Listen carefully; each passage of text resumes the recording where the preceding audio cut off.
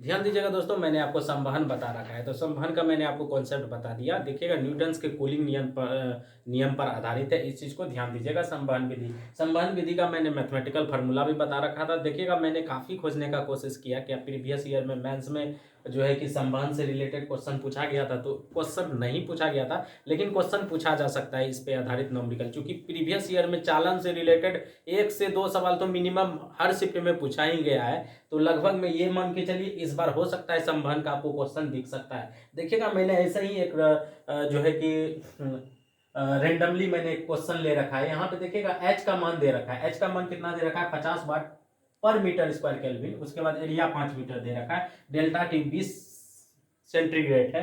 उसके अलावा यहाँ पे बोला है संवहन विधि द्वारा ऊष्मा का संचरण, यहाँ पे आपको बताना है। इस चीज को ध्यान दीजिएगा। तो संवहन विधि द्वारा ऊष्मा का आपको संचरण बताना है, तो आप क्या करिएगा? तो संवहन विधि द्वारा ऊष्मा का संचरण का आपको फॉर्मूला याद होगा। Q इज इक्वल टू क्या होता है?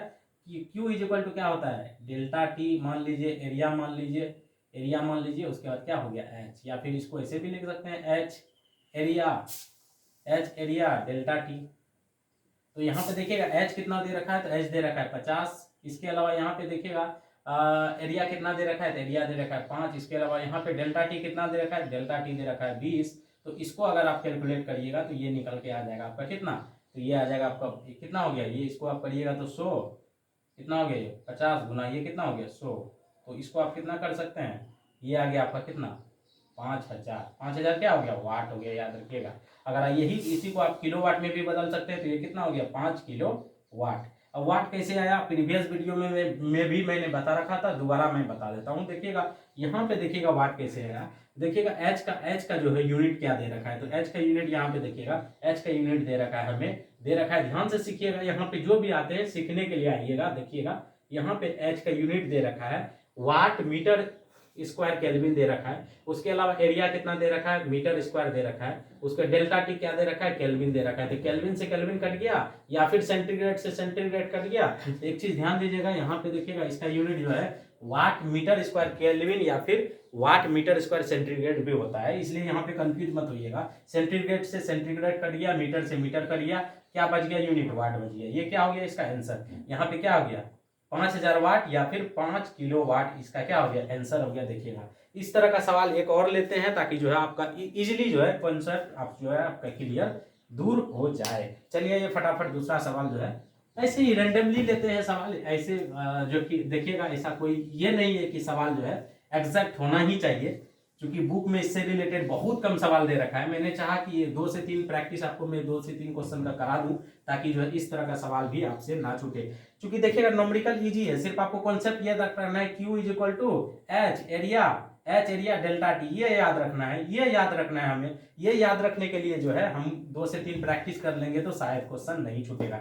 आइए दोबारा कर लेते हैं। देखिए मान के चलिए एच का वैल्यू दे रखा है आपको 20 वाट दे रखा है, ठीक है? 20 वाट मीटर स्क्वायर केल्विन, या फिर जैसे मैंने आपको बोला, या फिर सेंटीग्रेड भी आप लेके चल सकते हो। उसके अलावा देखिएगा दोबारा एरिया का बात करें तो एरिया दे रखा है आपको 10 मीटर, मान के चलिए मीटर स्क्वायर।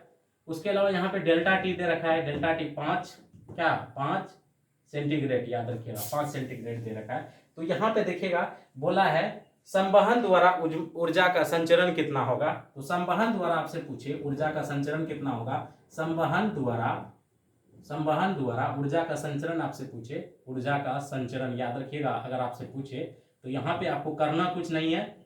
चलिए आइए फटाफट इसको करते क्या है, क्या करते हैं फटाफट सेम करेंगे। Q इज इक्वल टू क्या होता है? अब इसमें लेट नहीं करना है हमको, करना है H is equal to area is equal to delta t, sorry equal to बोल रहे हैं, सॉरी। यहाँ पे देखिएगा Q is equal to h into area into delta t. इसके अलावा यहाँ पे देखिएगा H का वैल्यू दे रखा है हमें 20, एरिया का वैल्यू दे रखा है हमें 10, उसके अलावा जो डेल्टा टी का वैल्यू दे रखा है 5। तो इसको आप करिएगा कितना होगा? 100 होगा, और इसको करिएगा कितना होगा? 10 होगा। इसको करिए कितना होगा? 1000 क्या होगा? वाट होगा। 1000 वाट को अगर ऑप्शन में नहीं रहे तो आप क्या कर सकते हैं? 1 किलो वाट भी करके चल सकते हो, याद रखिएगा। ये देखिएगा कॉन्सेप्ट यहाँ पे इजी है, लेकिन आपको जब तक प्रैक्टिस नहीं करिएगा ये होगा नहीं।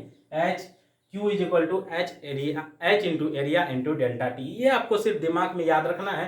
जहां भी एच का बात होगा तो आपको समझना है कि एच जो है संवहन से संबंधित है। उसके अलावा जहां भी के से बात होगा, के का अगर आपसे बात होगा तो क्यू आपको क्या समझना है, के आपको क्या समझना है, क्यू इज इक्वल टू के एरिया, क्या होगा, एरिया डेल्टा टी बाय क्या होगा, डीएक्स। याद रखना है क्या होगा, डीएक्स। ये क्या होगा, ये इक्वेशन को क्या कहा जाता है, फोरियर का इक्वेशन भी कहा जाता है। क्या कहा जाता है, फोरियर इक्वेशन भी इसको कहा जाता है। याद रखिएगा, इसको फोरियर इक्वेशन भी कहा जाता है। ये भी चीज आपको दिमाग में याद रखना है। और मैंने आपको इसका नियतांक भी इसका जो यूनिट भी बता रखा था। इसका जो यूनिट है ये याद रखिएगा, W is equal to metre kelvin. याद रखिएगा, पर मीटर केल्विन। वहीं पे अगर आपसे H का पूछे, ये हो गया Q का, वहीं से आपको H का पूछे, W is equal to metre square kelvin या फिर सेंटीग्रेड, ये याद रखना है। यहाँ पे देखिएगा, सिर्फ और सिर्फ यहाँ पे देखिएगा ये स्क्वायर हो जाता है। और उसके अलावा यहाँ पे बात करें तो ये मीटर में ये देखिए कुछ भी यूनिट नहीं होता है। इसके अलावा K4 यहाँ चालन का बात करिएगा तो उसका जो यूनिट है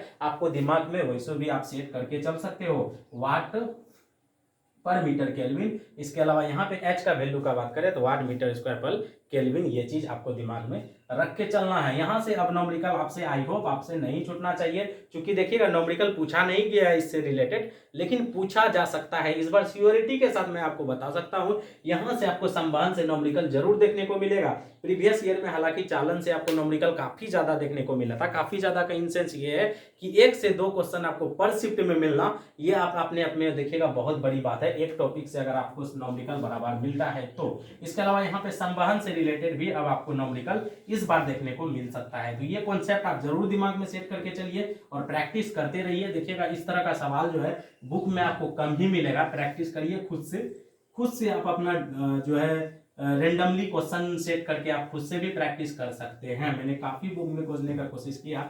देखिए एनसीईआरटी का भी बुक में मैंने देखने का कोशिश किया, कम ही दिया गया था, बहुत कम दिया गया था। उसके अलावा जो है 1-2 बुक और भी मैंने देखा, लेकिन वहां पे देखिएगा संवहन से रिलेटेड नॉमरिकल कम देखने को मिला था। तो इस चीज को आपको जो है ज्यादा फोकस करना है, क्योंकि अगर इससे नॉमरिकल पूछा जा सकता है तो देखिएगा क्यों नहीं पूछा जा सकता। अगर मान के चलिए अगर सिंपल सा नॉमरिकल है तो पूछा जा सकता है। अगर प्रीवियस ईयर में चालन से रिलेटेड क्वेश्चन पूछा गया है तो सियोरिटी के साथ मैं बता सकता हूं इस बार संवहन का क्वेश्चन आपको जरूर देखने को मिलेगा। तो संवहन को भी प्रैक्टिस करके चलिएगा, क्योंकि देखिएगा बेसिक साइंस कितना ज्यादा मायने रखता है। इस चीज को आपको धीरे धीरे आइडिया लगेगा जैसे जैसे आप जो है प्रैक्टिस सेट करेंगे और जैसे जैसे आप नॉमरिकल को पढ़ते जाएंगे। आई होप आपको कुछ ना कुछ यहाँ से सीखने को जरूर मिला होगा। अगर यहाँ से आपको कुछ ना कुछ सीखने को मिला होगा तो लाइक शेयर एंड सब्सक्राइब जरूर कर दें। जय Hind, have a nice day.